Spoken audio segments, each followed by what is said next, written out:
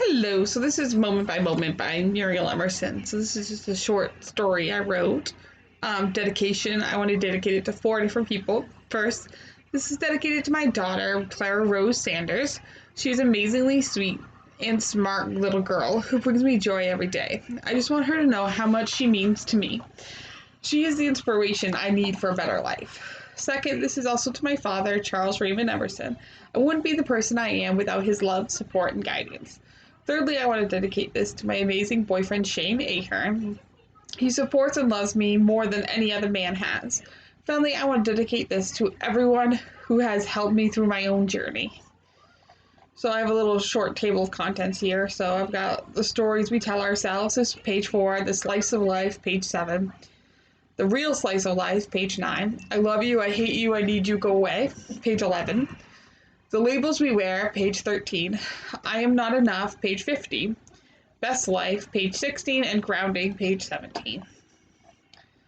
So, the stories we tell ourselves. Drowning in a whirlwind of emotions, slicing my body to feel something. My mind switches between depressed, angry, and ashamed. I don't want to be like this anymore, but what other way can I be? This this life, this way of being is all I've ever known.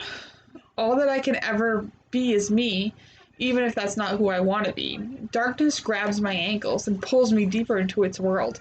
Blackness fills my insides, hope replaced with despair. The last burning light snuffed out, little amounts of happiness replaced with nothing. Watching the blood drip from my body, I am at peace. I imagine all the hate, sadness, and despair bleeding out of me, leaving a masturbatory release tingling inside me. My privates are tingling with pleasure, my mind emptying, my arms stinging with the inside pain. Nothing around me looks real. Everything is fuzzy, as if it was a picture without any focus. Or like I took my glasses off and has a black fuzz around it. A black photograph of a world that used to be. Is this a dream or is this reality? I can't tell the difference anymore. Is this real life or is it just another daydream? Somehow I am transported back into my mother's living room, watching my daughter eat her Cheerios and watching YouTube videos on her tablet, waiting to get ready for school. She seems happy. Did I really go to that other place? How did I get here? Where has the time gone? Time doesn't seem to be a straight line like everyone used to think. It jumps from one point to another without knowing when to stop. But how do I stop it here? How do I keep everything I worked for? How do I stop it into this time? I remember reading Girl Interrupted by Susanna Kaysen and thinking, how is it that no one else sees the truth about time but me and Susanna? She described this feeling as confusing a dream with life. Your thoughts being on a moving train while you were sitting still. When I was supposed to wake up, I was asleep. When I was supposed to sleep, I was silent. Maybe my mind is shifting from reality into other dimensions at other times, but it feels like more than my mind is shifting, but my body is shifting too. Like I'm still a child and I am seeing what the future must hold for me. Maybe I am really Natalie, looking at the sum of my choices I have made. Maybe I am seeing the possibility of what my life could be. Maybe I don't want to change what my life has come to be. Without the heartache, pain, and tears, I wouldn't see things the way I do. I wouldn't be the person I am today. I wouldn't be proud of where I came from. I wouldn't have all the things I worked for. Currently, I am 28 years old, sitting next to my 7-year-old daughter. This is the happiest I've ever been, but I know my body won't stay here long. My daughter is smart, caring, and beautiful, though every day she acts and looks more like me. I worry about what the future holds for her. Will she have to suffer the way I did to feel the happiness I feel now? Will she question whether I love her like I question about my own mother? My choices have left her in the care of my mother, who isn't the most empathetic about emotions and mental illness. Natalie has already shown that she is an emotional child who doesn't know how to cope with those emotions. Natalie has already shown that in life is going to be hard for her. She enters life trusting everyone and living with her heart on the outside, She often cries about not being perfect. I try to lift her self-esteem, but these are hard times. These are pandemic times. She can't hug her friends for support. She can't be a normal child. She must stay apart from her friends. Everyone is living in fear of COVID-19 pandemic. Looking at her, is she here to teach me about myself? Is she here to make me see how my life could be? I remember reading The Way of the Peaceful Warrior by Dan Millman and thinking how I could find teachers like he did. How can I find someone to help me live a more peaceful life? How can I get to the point of seeing how I have been living is wrong? Looking in my daughter's eyes, I see that I have had many teachers in my life. Every teacher has taught me how to look at life, how life can be, and how to achieve my own happiness. Looking into my daughter's eyes, I see she is here to teach me and rescue me from who I used to be. It wasn't another 2 years after reading the book that I realized Dan had many teachers, but for the purpose of the book, he combined them all into a fictionalized version of his own life. I think it would be more realistic if he kept each teacher as a separate teacher. Natalie is only 7, but she has already taught me the importance of how you see yourself, not believing everything someone tells you, that you don't have to change yourself for your friends and family, and that it is okay to be different. It is because of her that I tell my story now. There is power in telling your life story, even if it is to yourself. There is power in how you tell your story and how you view your life up to this point. If you change your life story, you can become a healthier, happier person in the present moment. Even if that present moment is a fleeting one, it may not seem as if you tell your story would shape you. It may not seem if how you tell your story, the way you tell your story would shape you, who you are, but it does. But how you see and interpret your life has profound effects on what kind of person you will become or who you are now. The narratives and stories we tell ourselves exist whether we choose to pay attention to them or not. The meaning in our stories lend meaning into our existence and provide a sense of identity. Our personal goals, values, and narratives reflect a stable aspect of our personalities. An example of this is that I was bullied as a kid, but since I can look back positively on my life, I can feel a greater sense of well-being and satisfaction in life. Reinterpreting my life story has shed constructive light on my worldview. If you do share your story like I have, it will enable others to connect emotionally with you. We all suffer sometimes, and suffering together can help ease the burden. So, the slice of life. A feeling of release strips down my privates. This feeling is one I haven't felt before. It isn't pain. It isn't me wishing to die. My mind is clear of all thoughts. I do not wish to die. I no longer want to cry. I don't know what to call this feeling. Is this pleasure inside me? The scars on my arm open, looking like the day I cut them. I bleed onto the floor, not knowing when the blood is going to stop. A smile creeps across my face. I'm 9 years old again, watching the dull red blood spill from my forearm. The smell of rustic metal tickles my nose. I rub the liquid on my lips to taste the sweet juice of life. I wanted to cut horizontally and bleed out, but I couldn't bring myself to do it. I always thought it took courage to end your life, and I wasn't courageous. 7 vertical lines lay across my arm, every emotion spilling onto the floor. I used to think that people cut themselves for attention, but this is the last thing I want my father or anyone else to see. This is my escape, the secret reality, my own slice of life in a world that wishes to destroy me. It feels like the world is beating me up at every turn. I cut myself to release my pain, to feel something physical, to make my body match how my insides feel, and to achieve peace of mind. I can take charge of my emotions instead of them taking charge of me. Scars and blood say more than words could ever say. This feeling is a distraction from my life. It is a way to relieve guilt and punish myself. Cutting is a way to feel more alive when I feel dead inside. My scars, my body, and the blade feel like they are the only things in life I can control. This feeling is only a moment. Soon I will be back in the darkness, greeting it like an old friend. Sometimes I imagine talking to the darkness like a person. I remember the conversations while I look in the mirror. Even though the pleasure is fleeting, I know how to get it back. I know the blade must meet my wrist over and over, leaving my body covered in scars. Thin, long, thin, long clothes cover the secrets that I keep. I could hear my father, Raymond Lee Emery, downstairs in the kitchen.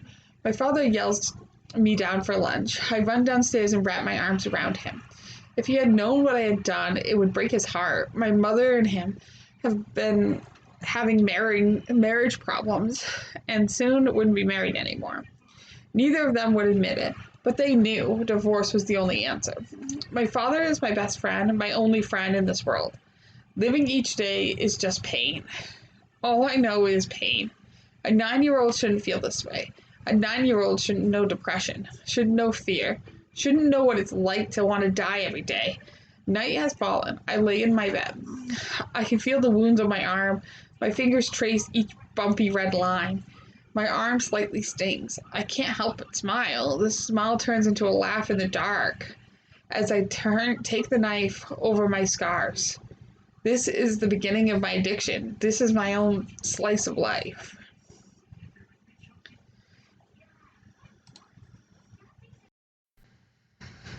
The real slice of life. Athena, Athena, Casey yells at me. My mind wandered again. This is common for me. I feel like nothing here is real. I'm losing myself in who he wants me to be. He wrapped his arms around me, pulling me into a hug. I am 18 again, and life is okay. I was tired of living the life I was. I still wasn't happy. I don't think I knew what happiness meant. I moved my knife from my wrist to the kitchen. A culinary program down the road from me accepted me into its program. I always liked cooking and wanted to try and make a normal life for myself, whatever that meant. I started making a few friends within the program. For once, my father was starting to be proud of me, and I was proud of myself on occasion. The happiness I felt stayed longer than just a moment. Every day I still thought about that knife. The feeling of it on my forearm, the release of all emotions, the tingle within my privates. Since I was 9, I have been obsessed with knives, women, and tattoos. All of these things brought out different pleasures and feelings. When I was 10, sex was added to the list of things that brought me pleasure. At 18, I was diagnosed with dysthymia disorder, borderline personality disorder, and post-traumatic stress disorder. I was seeing a therapist daily, discussing my life with her. It never seemed to help. I had such an insight into my own life that just talking about it didn't help. She tried a different therapy approach, but it still didn't help. I needed to find what worked for me. Even when I wanted to cut, I knew I couldn't. I was trying to do something with my life, but it felt empty and like a lie. I was only in the culinary program for 6 weeks before my father became ill. He had been battling illness since I was 14, but this time was different. I walked to Dunkin' Donuts down the road with my friend Anthony Sanders. When we came back, my father's best friend, Nate, was standing there. He told us that my father was in the emergency room because after smoking a cigarette, he coughed and fractured his back. He was in the hospital for 1 week before the doctors told my sister and I that she couldn't fix him anymore. Every time they tried to remove him from the tubes, he crashed. My father would never want to live like that. He was a strong man who carried the whole family on his back. His laughter glued together the cracks. The man was strong, caring, funny, and lovable. The family gathered to say goodbye as he slowly closed his eyes and grasped for his last breath. One sister was dealing with it by making jokes while the other was crying. I stood there silently, being strong, until only my mother and I were left in the room. Mom, we can't fight about the past anymore. It isn't what Dad would want, I said, tearing up. We hugged and smiled. I thought that would be the end of our fighting. I had hoped for a new relationship with my mother. I wanted to feel like my mother loved me despite all we had been through. I ended up moving in with my oldest sister and leaving the culinary program. I couldn't focus on anything. My depression was digging deeper and deeper down into the darkness. I couldn't see the light. I realized I either needed to kill myself now or create a better world for myself. This was the last time I cut my wrist. With my father gone and my boyfriend and friends left me, I had no reason not to cut myself for pleasure again. I needed to create a little slice of life for myself. I planned to achieve everything I wanted. First, I needed to get out of my sister's house and live in the homeless shelter. At the homeless shelter, I could receive services to assist me into getting my own place. A lot of services are only available if you are living at one of the two homeless shelters in Bangor. I applied for Social Security disability. I didn't think I could work enough to make a living wage. My mental illness was strangling me at every turn. Everyone has a different idea of what having their slice of life is like.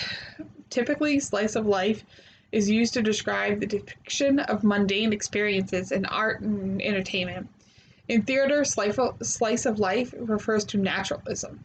Slice of life is about everyone having their own piece of life to call their own.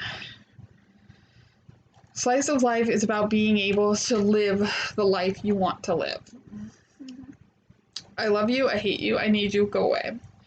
Grasping onto the bottle, I chug the whole bottle. I feel a tingle in my throat, a fuzzy feeling swimming within my brain. I can't feel anymore. I can't remember. I can't focus. I phase into reality. I'm 14 again. I'm living in Brewer, Maine with a man twice my age. I was living in a mental health tornado. I felt empty inside. Nothing could fill the void. My feelings were like an emotional roller coaster. My emotional skin felt like third-degree burns all over my body. Any slight touch of emotion felt like stinging pain. I was doing anything I could do to stop my brain. I used alcohol, sex, stealing, and cutting to leave my brain behind. Looking above my body, I was a spirit or a ghost watching the life I was living. I attached to anyone who showed me affection. I was desperate for affection. Jeremy showed me that affection. This week, the week before, I was in trouble with the law. I was supposed to show up for court, but I was scared. I ran away and started living with Jeremy. This was the first time I heard the term borderline personality disorder. I read everything I could find on the diagnosis. Every part made me think about my own life. I would pull people in, say, I love you and I need you, then to avoid them leaving me, I would push them away, saying, I hate you, go away. I struggled with intense bouts of anger, depression, and anxiety. These bouts sometimes lasted hours, and other times lasted days. To deal with these feelings, I was impulsively stealing, having sex, cutting, and drinking just to cope with the roller coaster. I had no sense of who I was, what I wanted, and what I valued. I felt empty, bored, misunderstood, and like I had no idea who I was. I constantly thought about just dying. People with borderline personality disorder have highly unstable patterns of social relationships. We can develop intense but storm attachments. My attitudes on people constantly shifting from idealization to devaluation.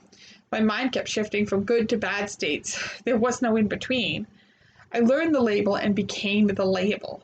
After hearing the diagnosis, I fought for my therapist to put it on my diagnosis sheet. She said they couldn't diagnose me with borderline personality disorder until I was 18. I dived deeper into my mental health. Every time something wouldn't go my way, I would say it was my borderline personality disorder. I tried to work through my problems alone, but the diagnosis pulled me into darkness, calling me names and beating me as they fell. I remember reading that people with borderline personality were manipulative, and this label made me hate myself even more. I felt like I deserved a bad life because of who I was. Jeremy was twice my age, but he let me live with him. While I was running away from probate court, he seemed a little mentally slow. He didn't understand a lot about how the world works. He was on Social Security, but his mother took care of his bills. Things with Jeremy didn't last. I ended up returning home for one night and then heading to Mountain View Correctional Facility. After 18 days there, I ended up going to a group home called Kids Peace, located in Ellsworth, Maine. At both places, I got new labels. The new kid, the client, the troublemaker, the shy one, and even the weird one. Labels started to create my personality. So the labels we wear. Phasing back into the light, Natalie is sitting next to me. She's doing her schoolwork because of the COVID-19 pandemic. I teach her 2 days a week. Sometimes I swear she's just a clone and doesn't have any of her father inside her. She started out life looking just like him, but every day I see more of me. My life doesn't feel real, it is all a dream. A dream of a life I want in the way I want everyone to see me. How did I get to be so happy? Do I deserve this happiness with the life that I used to live? I hurt many people when I was controlling my emotional symptoms. I sometimes think about what would have happened to Natalie if I had her when I was younger. Would I have been able to do what was best for her? Or would have I hurt her like I hurt a lot of other people, like my father and her father? I am in the healthiest relationship I have been in or witnessed. We communicate when times are tough. We work together to create a future we want. We are happy together and happy apart. I have a life separate from him. My life doesn't have to be about him. I can be myself, whoever that may be. Sometimes I think I'm still working on who I am, but other days I know just who I am. We support each other mentally and emotionally. I can love someone without compromising who I am. I don't have to change my entire personality for him to love me. He loves me for who I am, not for who I am, not for a pretend to me. Yeah. I still have moments where I fear him leaving me, but now I know how to cope with those feelings. He holds me and helps me when my mental illness symptoms are acting up. Richard will someday be more than my boyfriend. He will be my husband. I also recently completed the Human Services program at Eastern Maine Community College. I worked hard to achieve my degree so I can help people who are struggling with their mental illness like I used to. I am still waiting on the actual degree so I can frame it on the wall. I want to show all the hard work that I have put forward. I still have borderline personality disorder, post-traumatic stress disorder, and dysthymia, but these diagnoses don't run my life. It is no longer a label I wear. My daughter is happy and healthy. She is doing well in school, and I get to see her almost every day. She is dealing with the COVID-19 virus the best she can. Over the years, I learned that even though I am diagnosed with borderline personality disorder, anxiety disorder, and post-traumatic stress disorder, these diagnoses don't have to label who I am. We can choose whether we are the labels we wear. Right now, the labels I wear include mother, daughter, sister, student, teacher, girlfriend, but I can also be labeled as smart, kind, caring, loving, charming, and so much more. We can choose our labels, and we are more than our labels at the same time. So, I am not enough. I cower in the corner screaming, "Please don't," I say repeatedly. I don't know where I am. I don't know who he is. Sharp pain pierces into my stomach and back. I can feel the blood rushing up to the surface. I can feel my insides clenching. Blood trickles onto the inside of my lip. I think about when I used to cut. This thought makes me smile. I shouldn't have made him angry. I shouldn't have said what I said or did what I did. How did I end up here again? Why can't I leave him? Why do I try to help those who can't be helped? His name is not important. He is no one. He is the proof that I am not enough. He is the vision I wish to lose of myself. He is the one who hurt me physically and mentally. But my mind still travels back to him. He is my dystopia. He is my death. He is all men and no man at all. I started dating him right after I lost my dad at age 18. I left my sisters and to receive help from the Bangor area homeless shelter.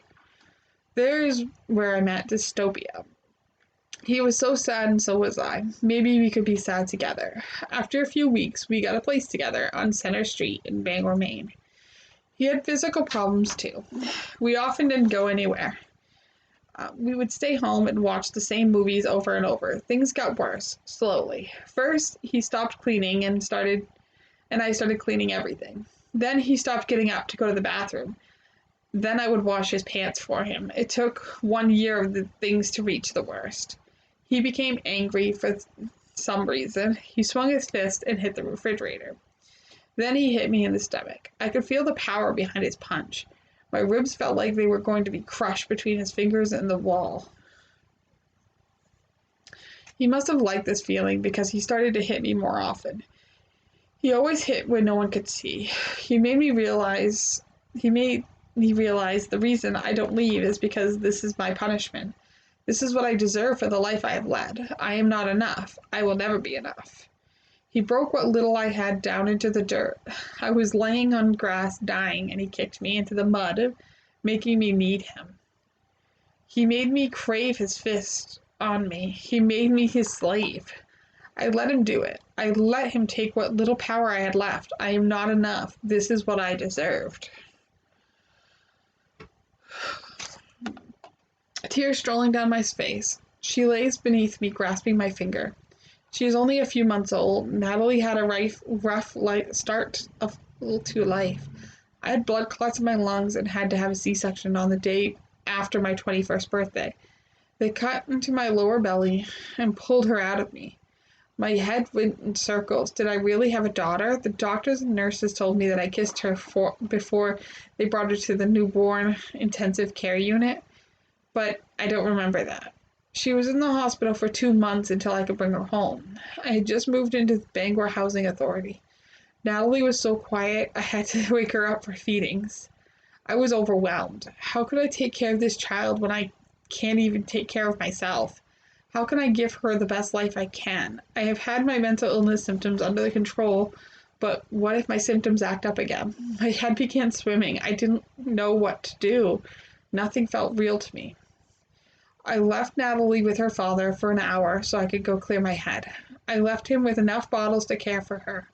I settled down, but when I came back, he was outside smoking a cigarette while Natalie was inside crying. She was hot. I had to take her to the emergency room. I couldn't stop crying thinking about my daughter. I loved her so much, but I didn't think I could give her the best life. Did I want to risk her not having a good life since I was unsure I could give it to her? I talked to my mother about the situation. She agreed to take custody of Natalie. When all the papers were signed, I knew I had made a mistake and that I was just struggling with postpartum depression.